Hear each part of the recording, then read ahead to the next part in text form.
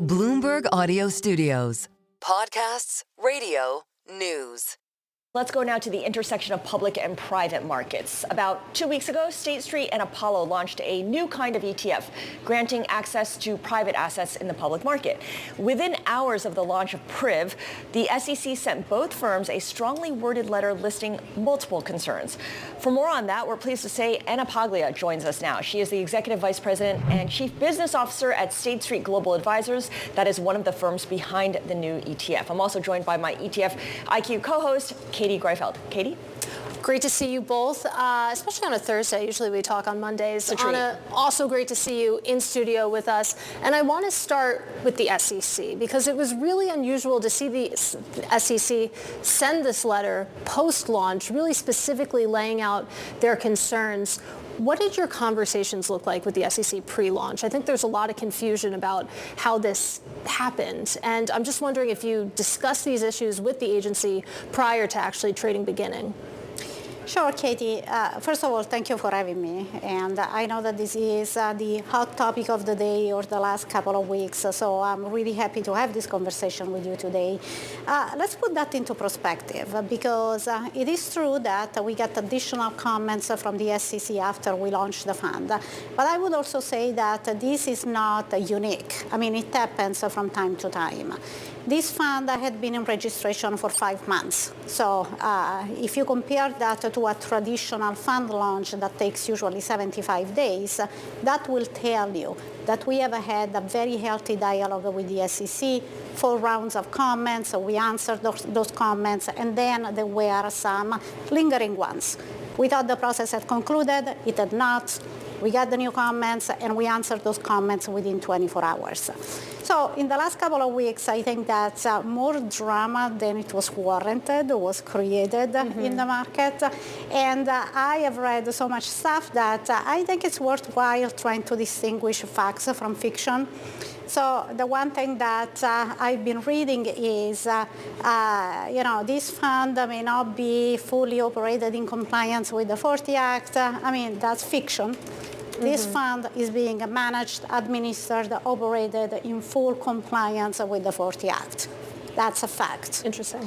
Then I have also read something to the effect that we have not fully addressed the comments from the SEC. There was a line around when is the next shoe going to drop. Now, I know a thing of two about shoes, and I can tell you that that's fiction. There are no other shoes to drop. And as you can see on Edgar, even the correspondence of the SEC says that the staff has no additional comments. That's a fact. So given that, and given that you were having these conversations with the SEC leading up to launch, and the fund did go effective, were you surprised to see this letter? Certainly from where I was sitting at my desk in the newsroom, I was surprised to see it. So I was surprised and not surprised because, again, this construct is novel. And it's not the first time that the SEC gives you comments after a registration statement is effective. So now it was unfortunate because it was made very public in a fund that had been, in registration for 5 months and where the flashlights were. But to me, that is part of a dialogue with the SEC. Now, was that ideal? Was not ideal? But the fact that we addressed it within 24 hours tells you the health of the conversation and the dialogue that we had with the staff and with the Commission over the prior months. Thank you for sharing all of that. The other thing we can't help noticing is that this ETF was launched during a shift change at the SEC. Gary Gensler is gone. Paul Atkins has not yet been confirmed. There's an interim chair. Do you think that impacted this whole process for you?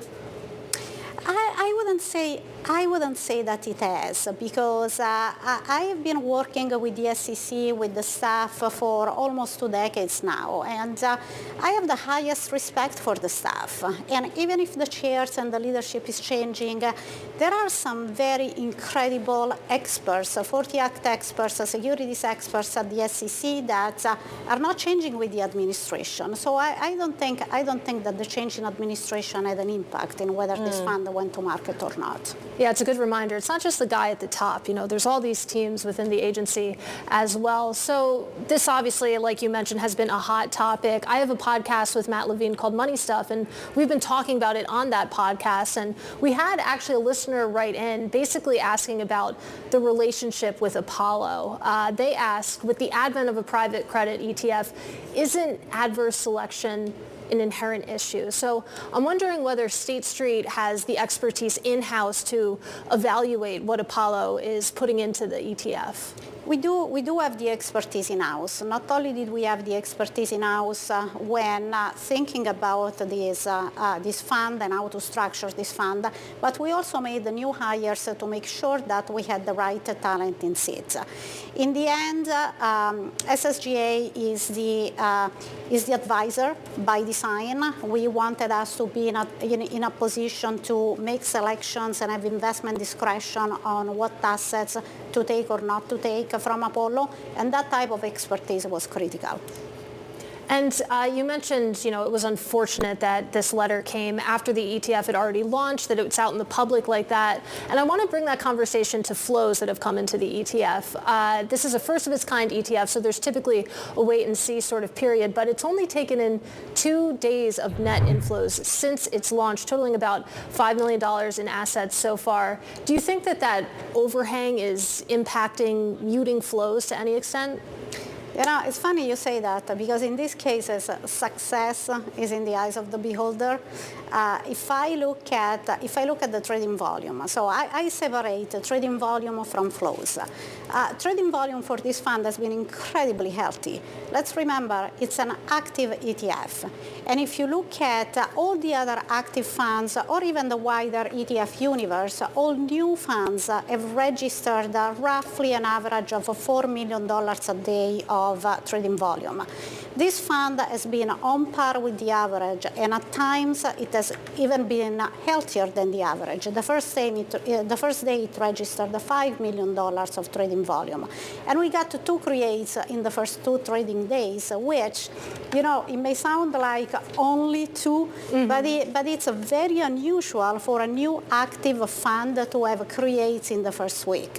I mean, with active strategies, as you may appreciate, people wait for the fund to create a little bit of a performance record, a trading record. So everything we see in market, first of all, is not unexpected. It's actually better than we anticipated. So we are really pleased with the trading volume and the attention that we are getting from investors. And Anna, making private assets more widely accessible to investors has long been a goal, not just for you, but for others. The challenge was always how to do it. At investment firms like Blue Owl and Blackstone, some are choosing to do it as interval funds, which would allow investors to cash out during certain periods. Was that ever under consideration for the private funds that you did launch? It was. Everything was under consideration. Everything is on the table. We like to think of ourselves as a wrapper agnostic firm. We always look at the best exposure. But you're the OG ETF firm.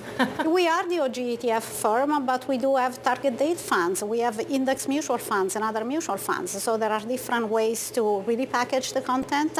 And for us, democratizing private assets was paramount. And this is why we said, let's be very creative and see if there is a way to incorporate this asset class into ETFs. So this launch was interesting from so many different levels, but one of those levels was State Street's partnership strategy, because you have this partnership with Apollo, you have a partnership with Galaxy, for example, you have a partnership with Bridgewater, and actually you just launched this all-weather ETF last week, which was really interesting to see. So private credit is one thing, but when it comes to crypto and when it comes to sort of risk parity strategies, theoretically State Street could have done that in-house. So talk us through what the benefit of pursuing these really high-profile partnerships is. Oh, absolutely. To us, brand matters, because brand recognition is earned, is not given. And brand recognition really means that you are an expert at something. And if we look at our brand, SSGA's brand is a market leader in ETFs.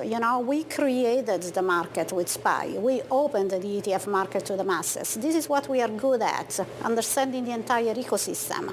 But when we want to build other strategies and bring them to clients, we always look at who is the best in class at those strategies. Could we have done digital assets? Absolutely.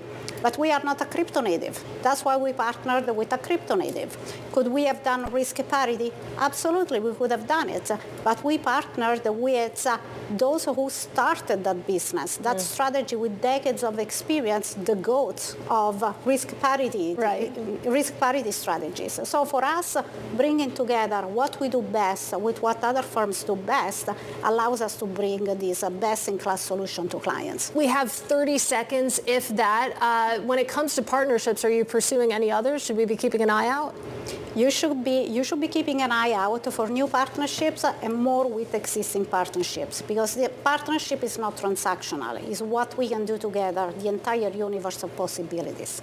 All right, so it's just the beginning, these partnerships then. Anna, really appreciate your joining us. Anna Paglia from State Street Global Advisors.